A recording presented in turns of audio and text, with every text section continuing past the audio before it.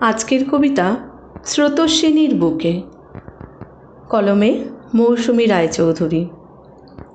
যদি বলি হিমুর মতো এক নদী আমারও আছে, নাম তার স্রোতস্বিনী। সে নদী বড়ই চঞ্চল, বড়ই আবেগী। তুমি কি মানবে? সে নদী আমায় ধরা দেয় না। আমার ভেতরটা পুড়ে যেতে থাকলে বুকময় প্রশান্তি এনে দেয় সে। তুমি শুনবে সে কাহিনী? তবে আমার স্রোতস্বিনীর জলে ভেসে চলো তুমিও। আমি হন্যে হয়ে খুঁজে ফিরি তোমায় একাকী।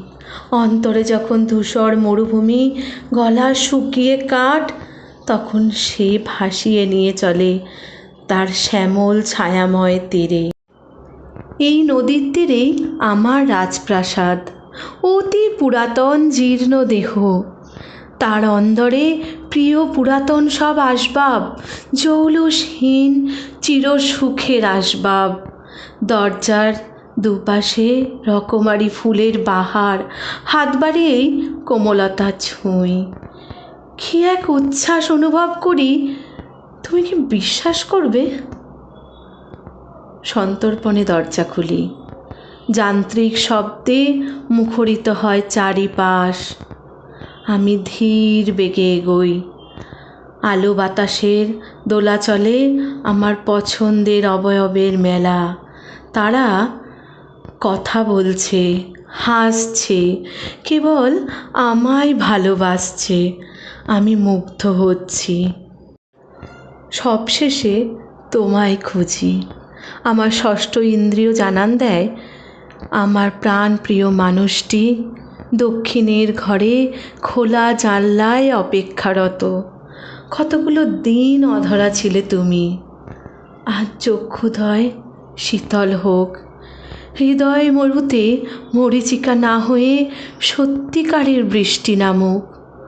অন্ধকারে ঢেকে যায় চরাচর, জ্যোৎস্নার আলো লুটোপুটি খায় বারান্দায়। আমি সেই বিকিরণ গায়ে মেখে নিতে নিতে তোমার পানে চলি। যতই এগোই মাদকতাময় সৌরভে মাতোয়ারা হয়ে যায়।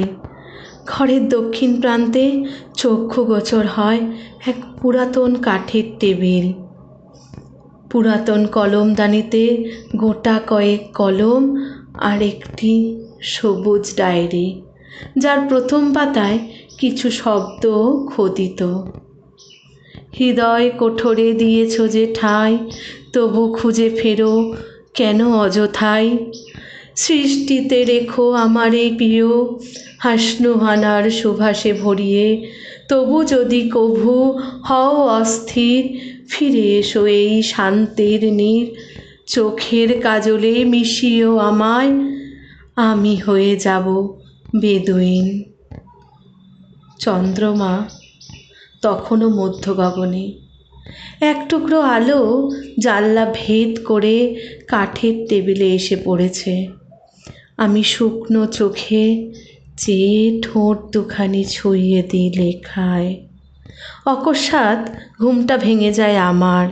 ভোরের পাখিরা পৃথিবীতে চঞ্চলতার আভাস জানাচ্ছে। মাথার কাছে সবুজ ডায়েরির ভাঁজে শখের কলম। আশ্চর্য, অন্দর মহলে এত বড় শূন্যস্থান কবে সৃষ্টি হলো, টেরই পেলাম না। নমস্কার।